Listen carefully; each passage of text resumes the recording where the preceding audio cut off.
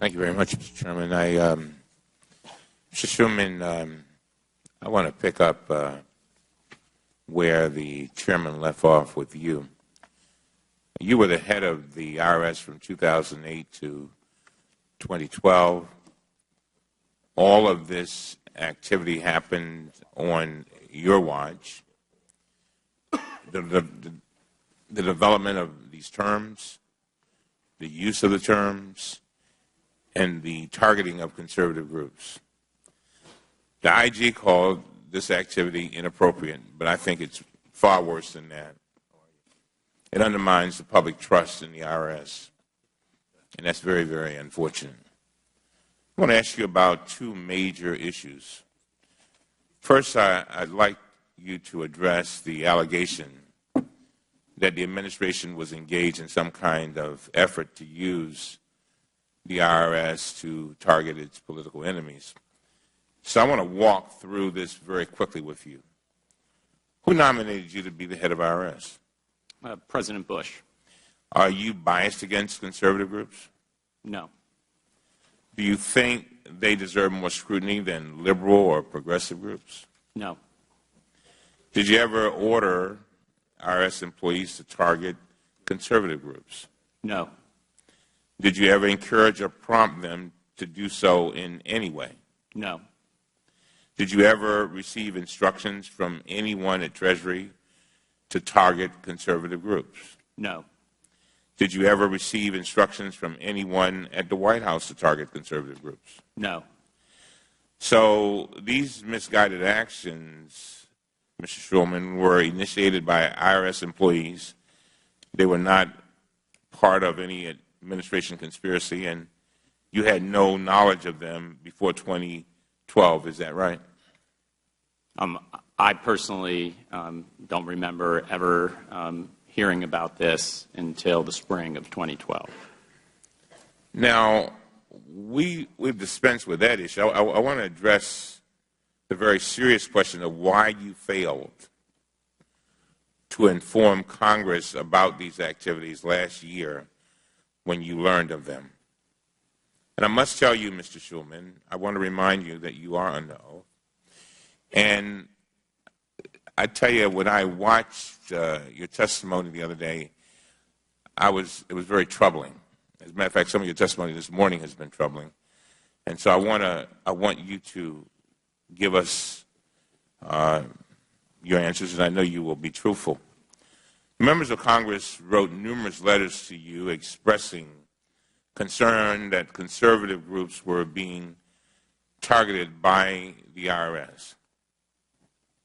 When asked about these allegations at a hearing before the Ways and Means Committee in March 2012, you answered, and I quote, "There is absolutely no targeting," end of quote. Even if you did not know it was going on when you testified, you learned about it soon after, but you never corrected the record. You were the head of IRS. Why didn't you ever come back to the Congress to explain that you were mistaken? So what I can recall is that I learned about the list after that testimony. And when I learned about the list, I learned two other things. First, I learned that the activities were stopped. So by the time it got to me, the list was no longer being used within appropriate criteria. And I also learned that the matter was in the hands of the IG. And my standard procedure as head of the IRS is when I knew something that sounded of concern, as the chairman called smoke, and I didn't have all the facts. I didn't know what was on the list, exactly how it was used, were there liberal groups as well as conservative groups. I didn't have the facts. And it was in the hands of the IG, that the IG would do a thorough review of the matter, and when he had all of the facts, would report that to the IRS, to the Treasury, and to Congress. And so at that point, I didn't have anything concrete. I didn't have a full set of facts to come back to Congress or the committee with.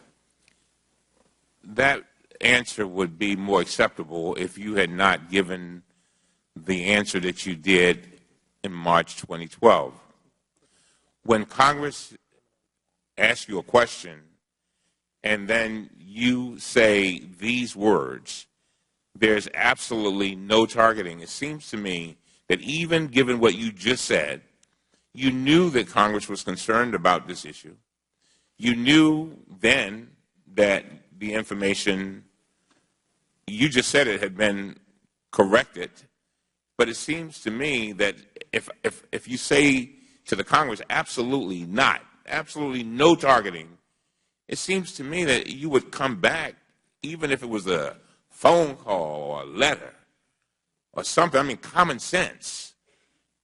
People, I mean, a reasonable person would expect you as the head of the IRS communicating with Congress to come back and do that. You didn't feel that way, though. I mean, I guess I would repeat. I don't want you to repeat. In March, I don't want you to repeat. I take it that you disagree with what I just said. At the time I learned about this list, I felt I was taking the appropriate actions and that my course was the proper one, and I still feel that way today. Well, I'm sorry, that's simply not good enough. It's simply not good enough, Mr. Shulman. The IRS conducted an internal investigation of its own. Not the IG investigation, but your own investigation.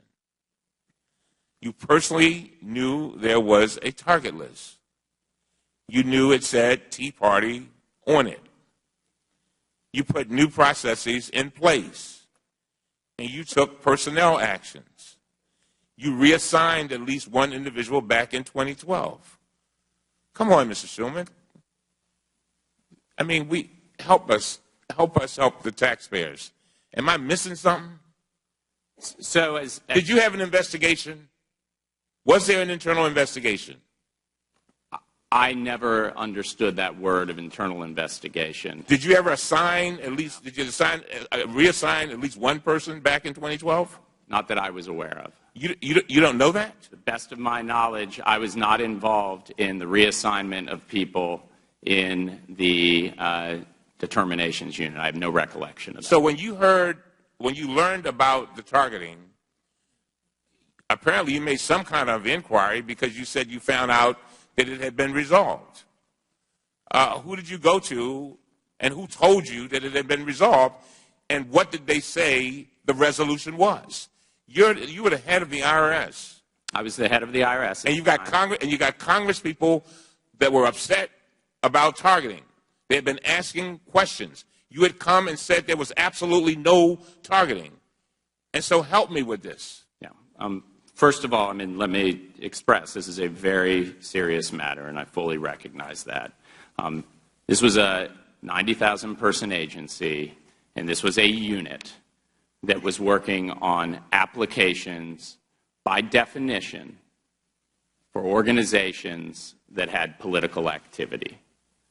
My general operating style as the only one of two presidential appointees in the building was to have the responsible career officials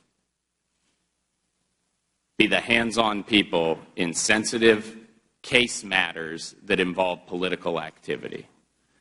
So my deputy informed me of this. And who was your deputy? Steve Miller. Okay. And at or about the same time, he informed me that we found this list. It had Tea Party on it. I have no memory of having knowledge of what was on the list, what else was on the list. To the best of my understanding, didn't know how it was being used, didn't know if it also had the target word progressive on it. He said, look, it's not being used anymore, it's being stopped. The IG is looking into it, and I was aware that some of these cases were languishing because we had gotten letters from Congress, and he said, and we put extra people on there and we're moving cases. That's my memory of this. And as I said, once the IG has this, my practice was to support IG reviews and investigations, but not interfere with the full confidence that he would get the information. But this has nothing to do with interfering with an IG investigation. This is merely coming back to Congress.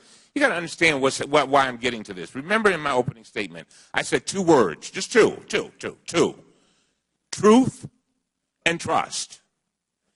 And we want to be able to trust the IRS, but for this moment, on this day, we need to be able to trust your word. And what I'm saying to you, you keep telling me, you act as if something that was a paramount concern to the Congress, paramount concern to the chairman of the top investigative committee in the Congress, and you find out information and you know it's a concern, did you get upset when you heard this from Miller? I had concern. I didn't know the scope and severity of it. As head of the IRS, I felt comfort that the IG was going to look into it, find the scope and severity, and report it back to Congress at the appropriate time. Mr. Shulman, as I close, you headed up an organization. You were responsible for that organization. You don't even know that an employee was reassigned back then. You did not come back to Congress and let Congress know what you knew. You didn't have to give us a lot of details. It's just that if I had said something to Congress and it was just the opposite of what it was, seems like just logic would tell me to go back and say, look, I thought that I acted on certain information I didn't have. Now I have it. This is what it is. I have limitations. There's an IG investigation going on, but at least I want to set the record straight. I take it that you disagree with what I just said. I told you before, I think I took the proper course. Very well. Thank you, Mr. Chairman. Thank you, Mr. Cummings. We now